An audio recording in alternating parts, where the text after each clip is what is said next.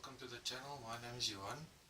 Recently on YouTube I've seen quite a few videos on single point threading on the lathe, and even though there's hundreds or maybe even thousands of videos available on the topic, there's one little tip that I found way back when I started single point threading on the lathe that I still haven't seen in any of those videos.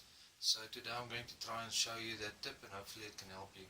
Let's head over to the whiteboard or silver board in my case and have a look at some of the theory.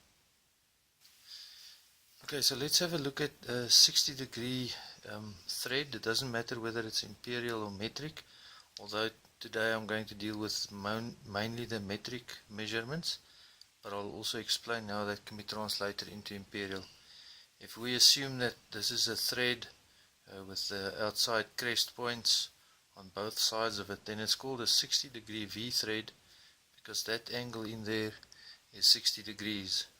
Now if I take that one little valley of the thread and draw it up here, okay, so I decided to bring it in a bit closer.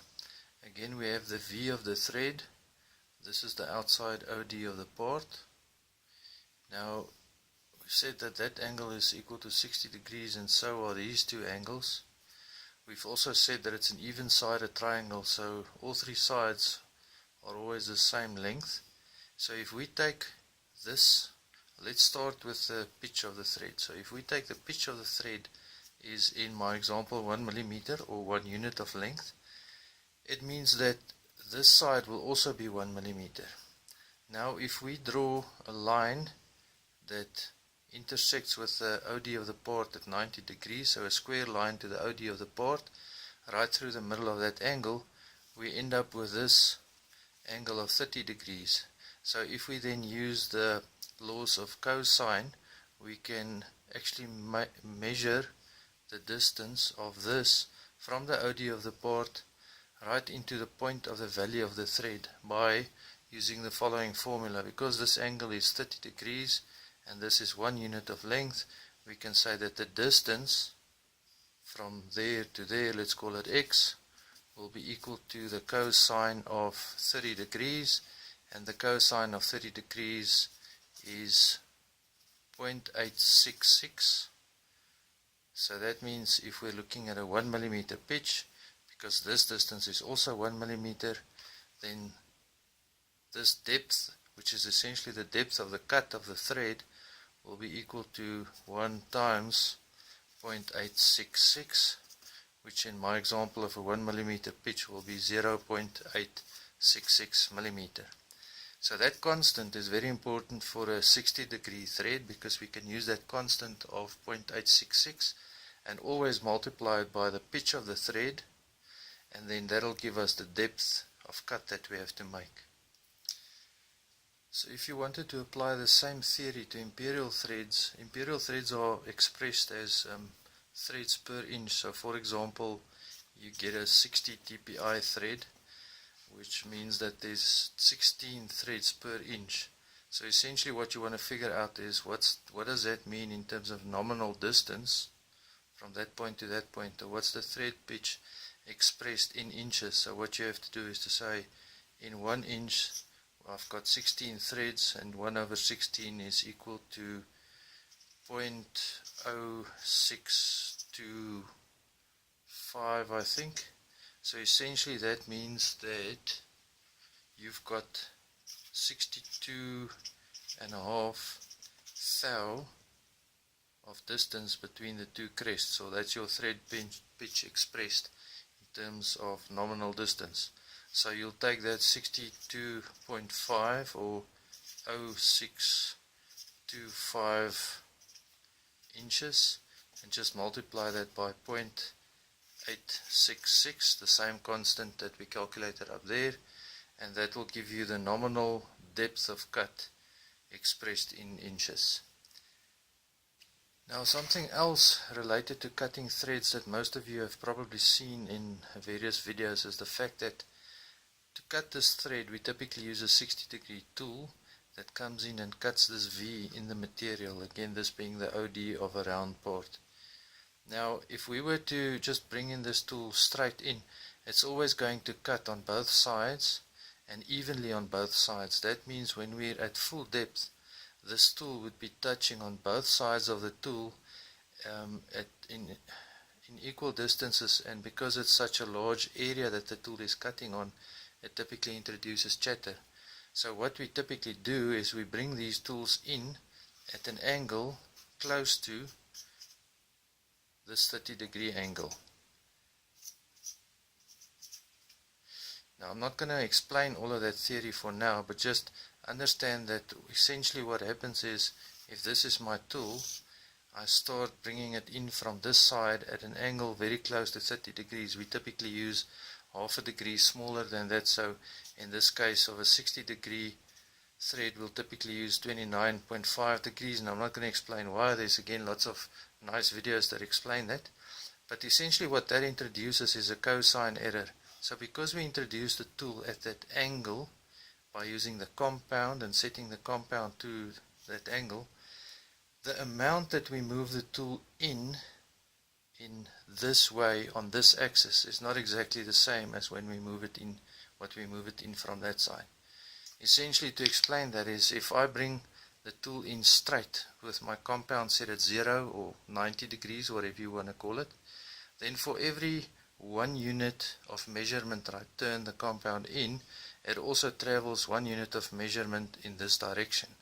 However, at the other extreme, if I was to turn my compound to this angle, parallel to the round parts OD, then for every unit of distance that I bring the compound in, it actually makes 0 movement in this direction.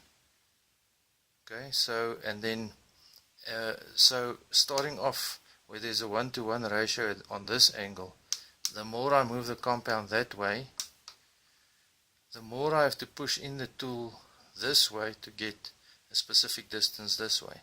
And that's exactly where for 30 degrees that 0.866 constant comes from. So it means that for every one unit of measurement that I move the tool in along this 30-degree angle, I only get 0.866 worth of measurement traveling this way.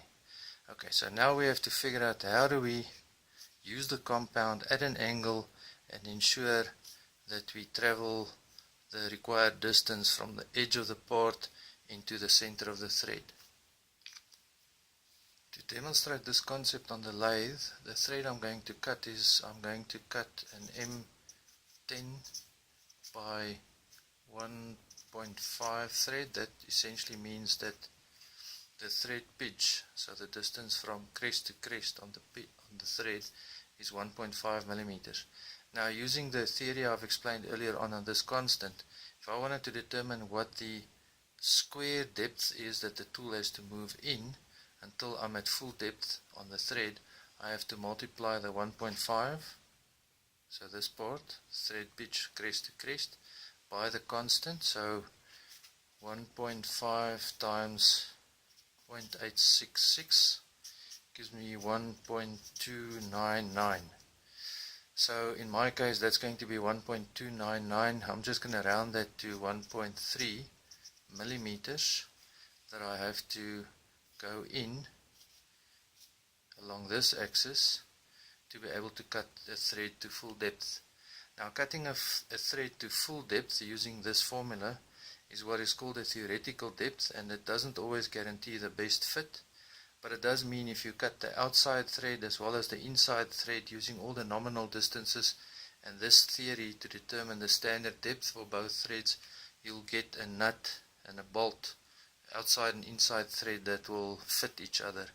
Now again, in practice, what you typically do is when you get close to this number, you'll start measuring with whatever the inside thread is that has to fit the outside thread you're cutting. But that's the theory. Nevertheless, there's one other thing I want to explain on the theory, and that's when I'm going to show it on the lathe, I'm going to take the tool and bring it in and make it touch the job.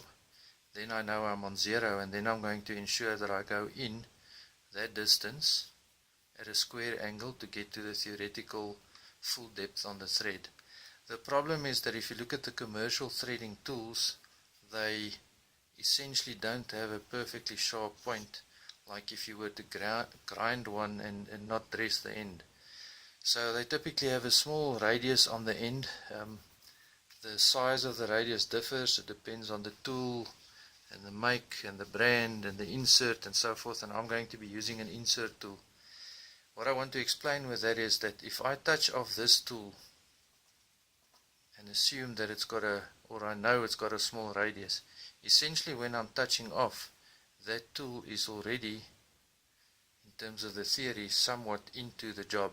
So I'm going to estimate this small little distance here that's taken off because of the radius on the tooth, the radius on the tool's edge. I'm going to assume that that's about 4/100ths of a millimeter, so 0.04 millimeters. And so when my tool touches off, I'm going to assume that it's already that deep into the job in terms of the theory. So I'm going to subtract that 0.04 millimeters from the 1.3, so that's going to give me 1.26 millimeter, and that's what I will be using to measure how deep I cut the thread. Now let's head over to the lathe and I'll show you. Okay, so there's been a small change in plans. Before we go to the lathe, I just want to explain that my lathe is set up in terms of the change gears to currently cut either a 0.5 or a 1 millimeter pitch thread. So rather than change the gears to get to these numbers that I've explained, I'm going to change my approach and still cut an M10 thread, but by 1.0 millimeters pitch. It is also a standard metric known thread, so it's not some funny custom thread. It's called metric fine. And then that means that the figures change a little bit. So instead of going in 1.299, I have to go in 1.0 times 0.866, which is 0.866 millimeter. But I want to subtract this 0.04 millimeter as explained, because the tool doesn't have a perfectly sharp point. So that's going to basically mean that I have to come down to 0.826 millimeters. 6/100ths of a millimeter is like really fine. It's less than a tenth of an inch, so a tenth thousandth of an inch. So I'm going to throw that away and we'll just go in 0.822 millimeter. I'm also going to attempt measuring the thread when I'm done, or when I'm getting close, as well as when I'm done, using the 3-wire method. Now I don't have thread measuring wires, but let me show you what the plan is to deal with that. Just quickly before I show you the way I'm going to measure the thread, let me just make a correction here. I realized that I said 6/1000ths of a millimeter, or 6 microns, is less than a 10,000th of an inch, and that's not quite true. It's actually about 2.5 or 2.6 tenths if you convert it to imperial, so that's 0. inches, 3025 inches. So it's 2.5, somewhere between 2 and 3 tenths. So it's not going to make a difference for you imperial guys, just to understand how small it is. So I'm going to shoot for that number. Just before I start with all the measurements, I wanted to show you guys something. So I live in a part of the world where we use metric. Well, actually the whole world uses metric. It's only the US that don't. But there's also a saying that says, there's the part of the world that uses the metric system, and then there's the part of the world that have gone to the moon. So there's probably more than one way of seeing that. But what I wanted to show you was that my micrometer, set to metric measurements, can measure down to 1 micron. That's 1,000th of a millimeter. Now, to just give you imperial guys an idea of what that means, is 25 microns is equal to what you guys refer to as 1 thou, or 1,000th of an inch.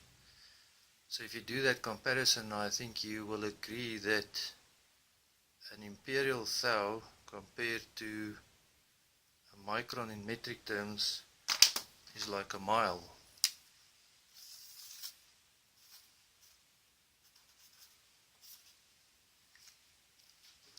I'm not going to bother you with the theory and the details behind measuring threads across the wire, or the wire measurement method as it's called. But essentially what it means is that if you have a thread, so this is a piece of bar stock threaded, then what you do is you put two wires of a known size into two adjacent threads on the one side, and another wire of the same size into a single thread valley on the opposite side, and then you measure this distance across the wires with a micrometer. Now you do get wire measurement kits containing what they call wires for measuring threads, and those are very accurately ground and with known sizes, and then there's a chart that comes with those kits, and you can use it to actually measure threads, and then you know when the thread is at the right size, or you know by how much it's still off, and then you can dial in your tool to make up that distance. Now the nice thing with measuring threads across the wires is that you don't have to use a fancy kit. You can essentially use any wire as long as you know the size of the wire and as long as it's fairly accurate. Now I don't have one of those kits, so I don't have thread measuring wires, but what I do have is a piece of what's called piano wire. Now this piano wire is definitely not as accurate as those ground wire kits, but I think it's going to be accurate enough for what we want to do today. So I'm just going to take this piece of piano wire and make a few measurements in different places on the wire, and you'll see that I'm getting 818, 819. I'm also turning the wire as I'm measuring on different spots. 818,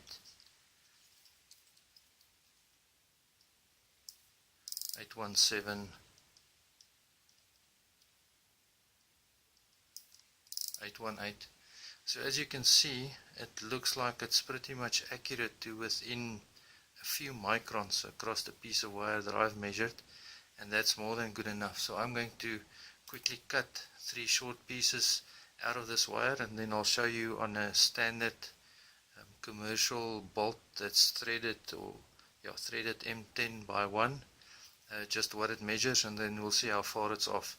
Now I'm going to be using a calculator that's available on the web that allows you to put your wire sizes, thread sizes into the calculator, and then it tells you what the measurement to be expected for a standard thread is.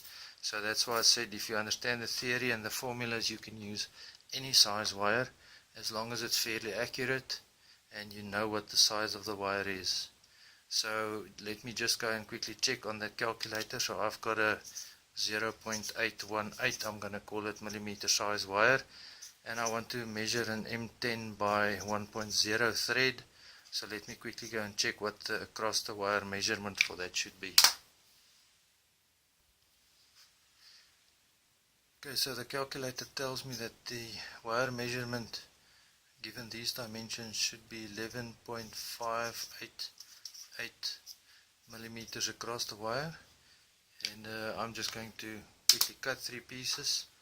I've got a standard commercially made M10 by 1 bolt, and then we'll do a measurement of its threads and see what we end up with.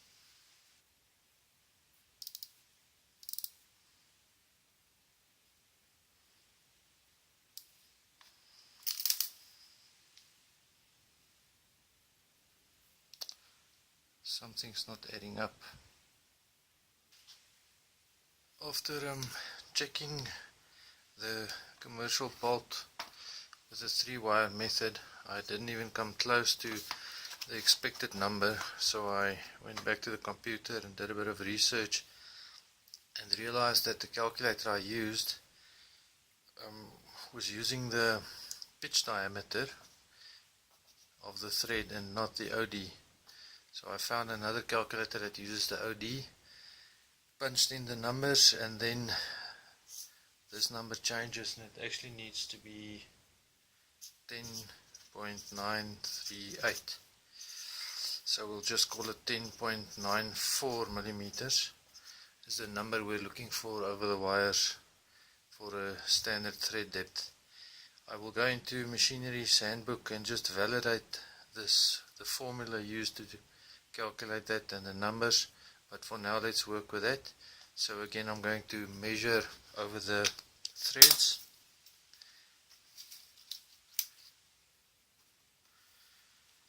Just picking up the wires is sometimes a challenge.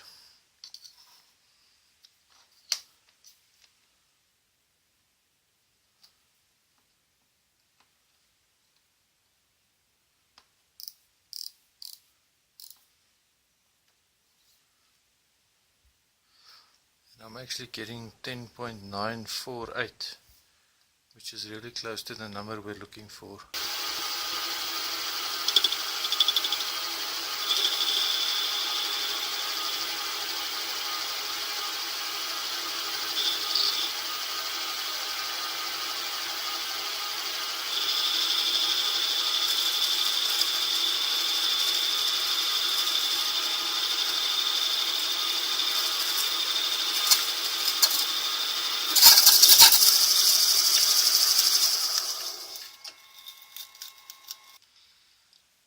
I've now prepared a piece of stock. It's just aluminium, but it'll do for what we're trying to do.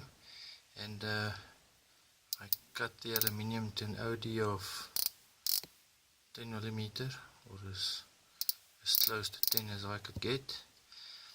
And I'm going to use that now to cut the thread on. Now before I do that, at the end of the 10 millimeter bar, I want to create a little valley where the threading tool can drop into.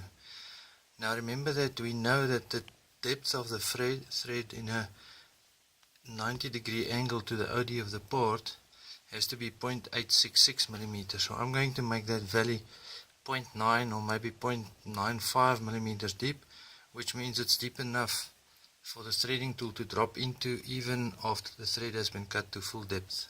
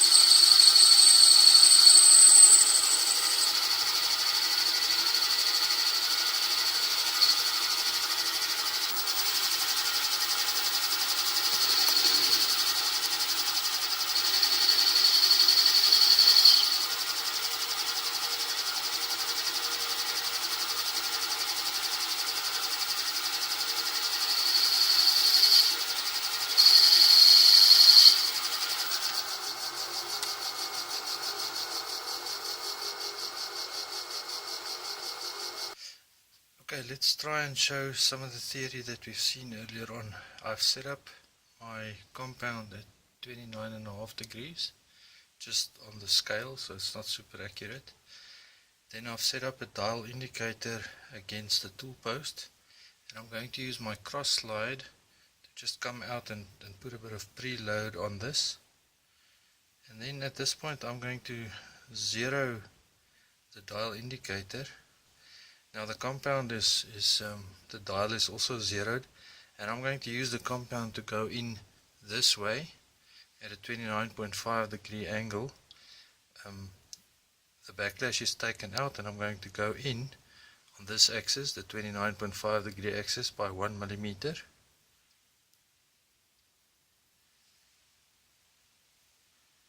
So that's exactly 1 millimeter, and you can see that in a square axis to the lathe spindle, I've only gone in about 0.8 millimeters. Now it should be 0.866 in theory, but remember that I'm not exactly on 30 degrees. And the other thing is, there's another cosine error, because I don't think the indicator is exactly square to the tool post, but I think it illustrates the point. And I think it illustrates the point quite well, because what you can see is that when you move in the correct distance this way, which is 0.866 millimeters, if I go in a bit further, it it shows me the movement that I have to go in this way, or the amount, and it's very difficult to determine how much to go in on your compound angle of 29.5 degrees to reach that. So I'm going to show you a way of making sure that once you've cut the thread completely, that you've got in exactly in a square axis the amount that you have to. Okay, so here's the trick that I'm going to show you. You actually don't need any dial indicators. I see a lot of guys set up a dial indicator over here against the tool post, so that while they go in at the compound angle, they try and, or they measure the actual distance that they're going in a square fashion, square to the axis of the lathe, which is the distance that the specification calls for, but it's difficult to hit that exact number while you're going in at a different angle. And this is what we do to try and fix that situation. So the first thing to do is to make sure you've got enough movement available on your compound. Now in this case I'm just going in by about 1 millimeter, so I don't need a lot. It's already back by a little bit, and then what I do is I catch up the backlash, and I zero my compound's dial. Let's just check if you guys can see that. You can't see the details, I think, but I'm zeroed on the compound dial. Then I'm going to switch on the lathe, and I'm going to be coming in with the tool using the cross slide, and then at the end very slowly until I just touch the job. So when it starts taking off the bluing that I've put on,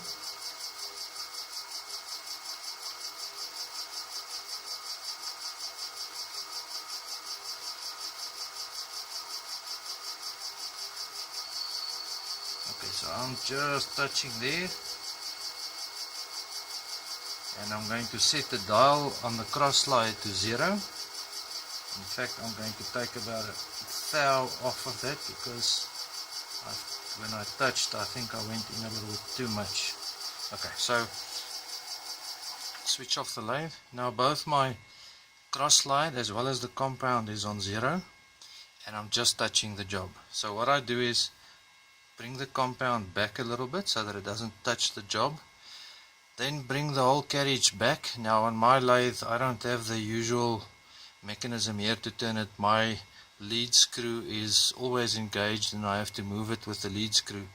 There's just another lever over here that engages the gears to turn the lead screw or not. Now in my case I just turn it by hand with a crank handle, and it brings it back. So I bring that off the job, and then I can set my cross slide back to 0. So the position I'm in now is the cutting tool is off the job, but it's essentially touching the job, just touching the job. So, and both dials are on 0.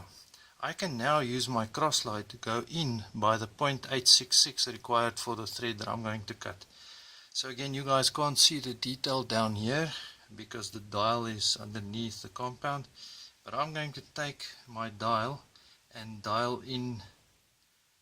There's 0.5 millimeters, 0.6, 0.7, 0.8, 0.85, 0.866, maybe 0.87. Okay, so now I've moved the tool in by the amount that I have to cut this thread to specification. And what I'm going to do is I'm going to 0 the dial on my cross slide. So the situation I'm in now is that the tool is in deep enough to cut the full thread, and again both my dials are on 0 because the amount that I dialed in with the cross slide, I zeroed the dial, took it back to 0 again. The problem is I can't cut the thread now because it's going to go in at full depth, and you can't cut the thread in one go. So what I'm going to do now is move the tool back out by using the compound. Now remember, I don't have to keep track of what I'm doing with the compound. All I'm going to do is turn it back far enough so that the tool misses the job, because I know if I come back to 0 on the compound, I'm back in this position where I have to be that's cutting a full thread. Okay, so I'm going to come back on the compound. I've just gone back a full turn, which should make me clear the job, and it does. And now what I'm going to do is I'm going to switch on the lathe again and go in with the compound slowly until I just touch the job. All I want to do is get a reading on the compound to know how deep I've gone in or where I need to start when cutting the thread. So I'm going in with the compound slowly until it's just touching there. Okay, and I've got a reading on my compound. I know where I need to be for it to just touch, so I'm going to back out. I'm going to bring the tool back, and now we're all ready for business. So my cross slide is on 0, so when I drop into, at the end of the thread, drop into the little valley and I stop the lathe, I can bring the compound back out. Reverse the lathe, because on a metric lathe, cutting metric threads, you have to keep the lead screw engaged and reverse the lathe to bring the tool back. There's ways around that, and there's some complex math as to why you need to do that and why you can use a threading dial on an imperial lathe. I'm not going to go into that now. But so essentially I'm going to quickly off camera just make sure that my lathe gearing and everything is set up correctly, and then we're going to start cutting that thread. Just again a reminder, where we are at the moment is that the cross slide is on 0. The compound is pulled back to some number, doesn't really matter what, but that number is where the threading tool is just touching the job, so that's where I'm going to start cutting. I'm going to be moving the compound in with every cut, a little bit by every cut, and when I hit 0 on the compound's dial, I'm back at the position that I set previously, where both dials are on 0 and the movement squared to the job is in by the exact amount that I needed for the thread to be a standard depth thread. So let's go and try and do that. Okay, I've brought you in a bit closer, so you're not going to be able to see what I'm doing on the dials, but that's not really important because I'm not doing anything else than what all the other videos show.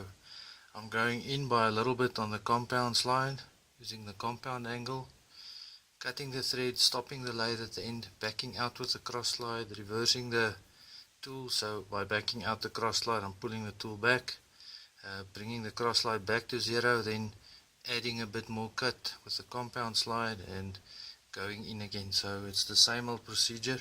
What I wanted to show you was that setup, and I've brought you in a bit closer to show you a few cuts. Then I'm going to cut the thread until the compound is back at 0, which should give me the theoretical depth as per the specification for that thread. And I'm not going to try and measure it beforehand or during the cut. I'm simply going to go into back to 0 so that it's as per specification 0.866 millimeters in the right angle direction, and then I'll test it with a nut before I take it out, but then I'll take it out and we'll measure it across the wires and see how it differs from the standard commercial bolt.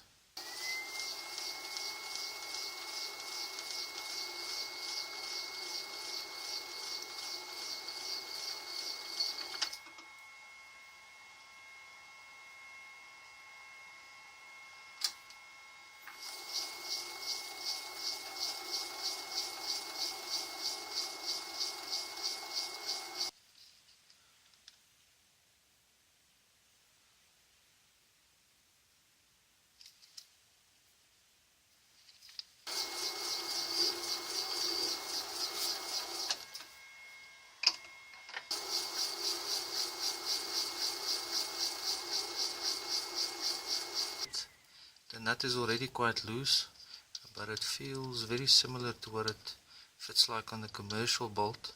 So I think I'm going to stop here. Like I said, in the compound angle, I'm still 0.05 millimeters away, so I'm probably less than 2 thou in imperial terms away from moving in the correct depth, but I'm going to leave it there, and then I want to measure it over the wires and see how close we got to the standard.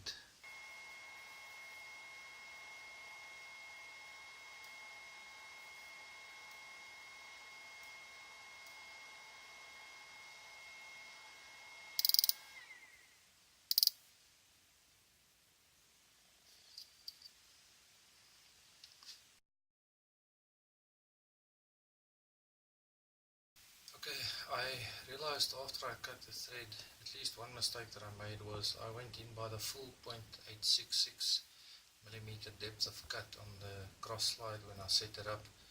Now you'll remember that earlier on when I showed the theory, I told you guys that you need to go in by a little bit less than that, probably somewhere around 0.04 millimeter less than that, because of the radius or flat that's put on most of the standard threading tools.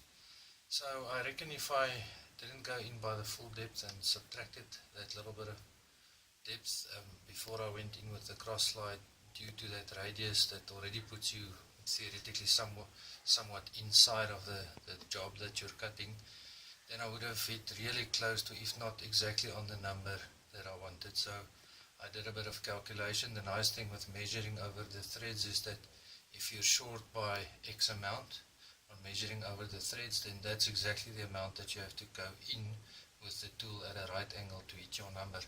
So doing a few calculations, I reckon that I would have been very close to the expected number. I think what one could also do is to go and figure out exactly what that constant is. It's probably not 0.866, but a little bit less. Once you know exactly what that constant is, even if you figure it out by trial and error, then you can use that and the same method that I've showed you to actually make sure that you set up your cut so that it'll go in by exactly that amount without the need for any dial calculators or fancy calculations. So essentially using your cross slide and the dials, or if you've got a DRO on the lathe, to help you hit the exact number that you want to go in terms of depth of cut. Okay, so that's it for this one. I hope that helped, and I hope some of you find the method of setting up useful. Just to be clear, it's not something I invented, it's something I read up on a forum somewhere, and then I tried it out in practice and it worked out for me. And as I've now shown you guys, I think it's really accurate apart from the mistakes that I made. And you can even go think about it in theory, it should work 100% every time. Thanks.